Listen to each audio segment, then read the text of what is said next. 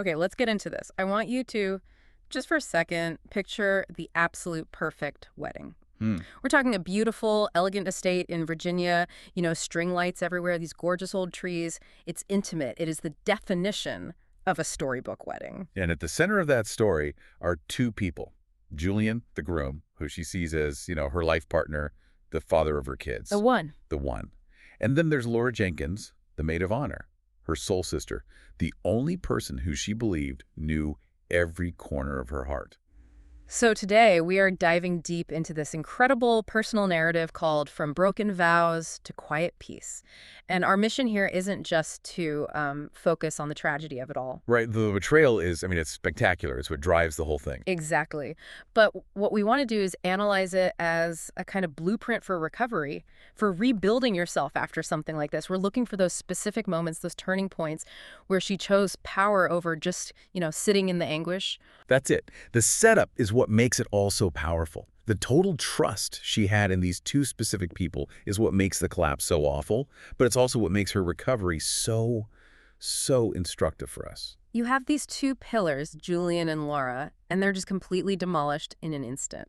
Which forces this immediate total internal rebuild. There's no other option. So let's set that scene. They'd rented this whole stately manor for the weekend. So it's this little bubble, this world created just for their celebration. She talks about the harmony, the music, the elegance, everything was just right. Which just makes the cracks when they Yeah. start to show that much more jarring. And they show up early, during the ceremony. Yes. Yeah.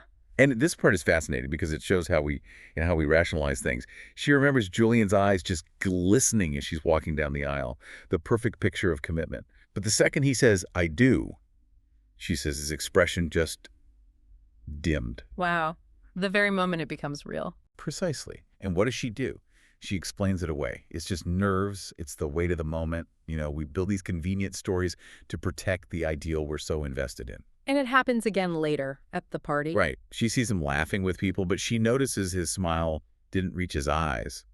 There's this strange silence in his gaze, she calls it. And again, she blames herself. She thinks, I'm just being too sensitive. It's that universal voice we use to silence our own intuition. Exactly. When the truth is just too big, too scary to face. And then that illusion is just completely shattered in the bridal suite. The room is perfect. She's full of excitement for what's supposed to be this, monumental night. But Julian's actions are just chilling. They're so mechanical. And he puts his watch on the nightstand.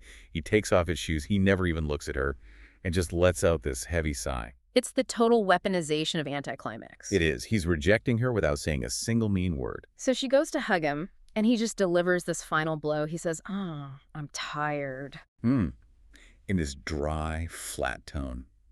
As if she wasn't even there. No affection, no apology, just nothing. And then comes the big symbolic act. He goes to the other bed. The other bit. He turns his back on her, walks across the room to this little twin bed in the corner, turns off the light, and leaves the actual marriage bed totally empty.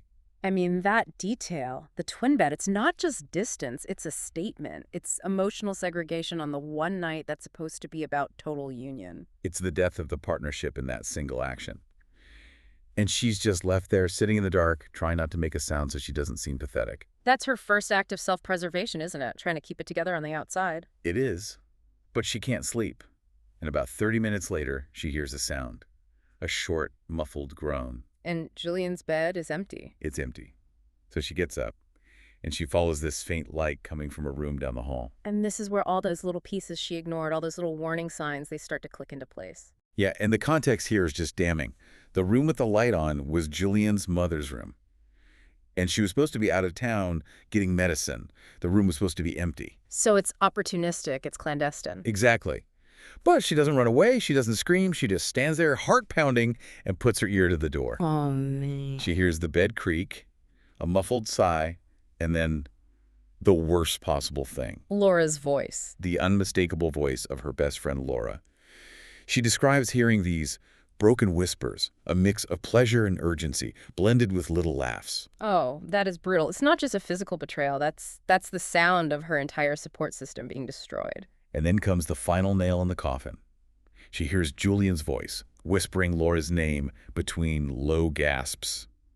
He's giving Laura the intimacy he so coldly denied his new wife just minutes before. And with the woman who was supposed to be her rock through everything. And what's so incredible is what she does next. She doesn't burst in. She doesn't cause a scene. She waits. She waits. She just stands there right in front of the door and waits for him to come out. She chooses this dignified confrontation over an emotional explosion. She needed to see their faces. And then the door opens. Julian comes out first, his shirt's unbuttoned, belt all crooked, guilt all over his face. And Laura's right behind him. Hair a mess, makeup smeared, carrying her shoe. I mean, the evidence is just, it's undeniable. And he still tries to lie. Oh, yeah. He tries this clumsy, just absurd lie about helping Laura find something his mother left behind. Which is almost worse than the act itself. It's so disrespectful. It is, but she doesn't let him. She just cuts right through it. Her voice is clear even though her legs are shaking, and she just says she heard everything. Every whisper, every groan, every word they should never have shared. That's it. That's the moment she starts taking her power back, by refusing to play along with their fiction. Exactly.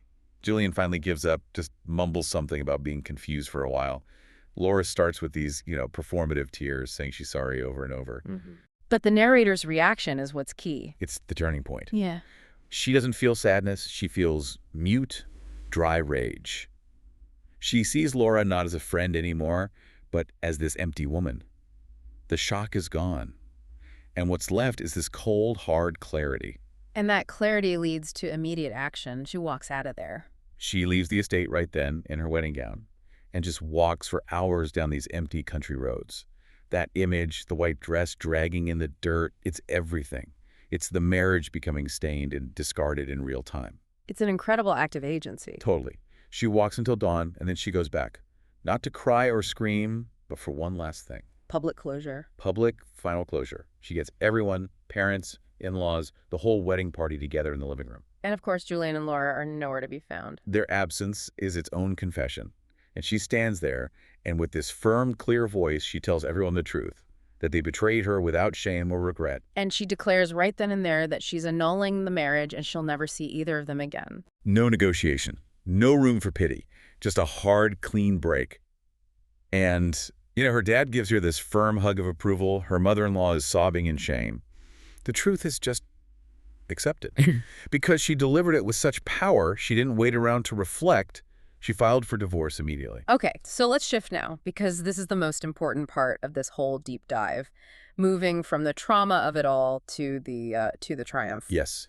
This is where she consciously moves from being a victim to being the agent of her own life. And it's not about revenge.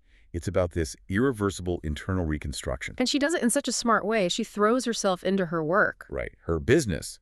She methodically plans an expansion. She opens a second store, then a third. This isn't just a distraction. It's her building a tangible, independent identity for herself. And it pays off. The source says that within a year, her name starts to resonate in the industry with respect and admiration. She's literally building her independence with her own two hands. And her career success becomes this external proof of her internal healing, her stability. Which is such a stark contrast to what happens with Julian and Laura. Oh, completely. They move in together right away, running on the fumes of that forbidden passion. But the thing is, when your relationship is built on destroying something else, it has no foundation. There's no trust, no honesty. None of the things you actually need to survive day-to-day life. And very quickly, that passion just turns into routine, distrust, and blame. Neighbors hear them fighting all the time. The flame just burns out and leaves nothing behind. Exactly. And Julian, because he has no real character, he just repeats the pattern. He cheats on Laura with a younger woman and then just disappears. Leaves a note. Of course he does. The source nails it. It says their connection was never love. It was just ego and a whim. It was a rebellion that couldn't survive reality. So Laura's just left with nothing. Alone. Devastated. No partner, and all her old friends have, quite rightly, turned their backs on her. Her whole world, which she sacrificed for him, just crumbled like a sandcastle. So the contrast is the whole lesson here.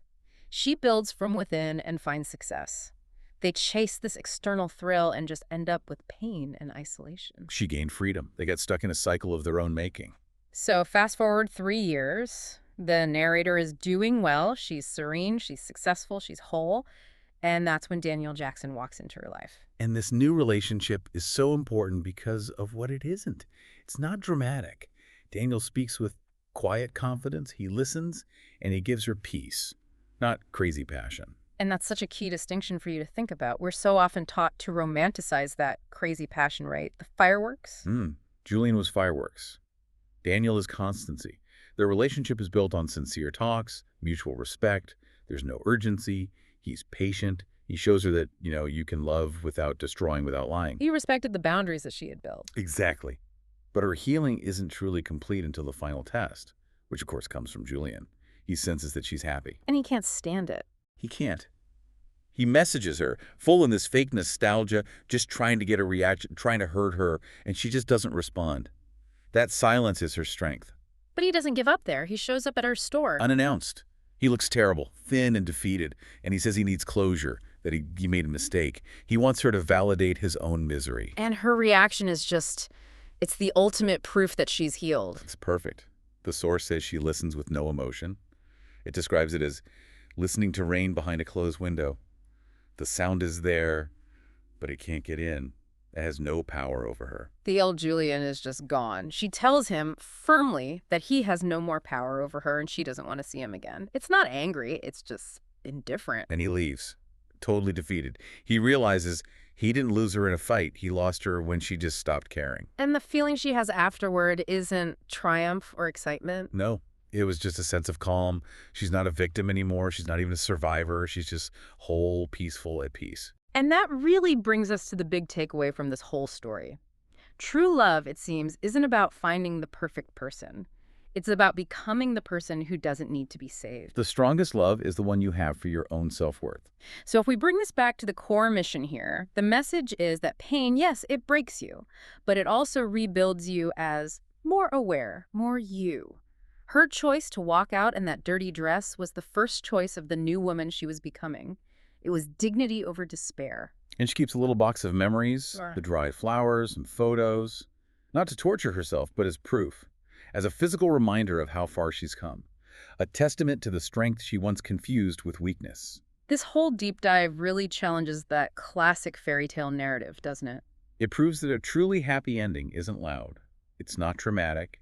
It's quiet. It's consistent. And it's self-assured. So what does this all mean for you? I want you to consider the narrator's final conclusion, her new definition of success. She says, peace doesn't sound like fireworks. It sounds like shared silence, mutual respect, and knowing that nothing is missing. So the question to leave you with is this. What external fireworks, what sources of drama and high intensity are you maybe confusing with real internal peace in your own life? That's the thought worth holding on to.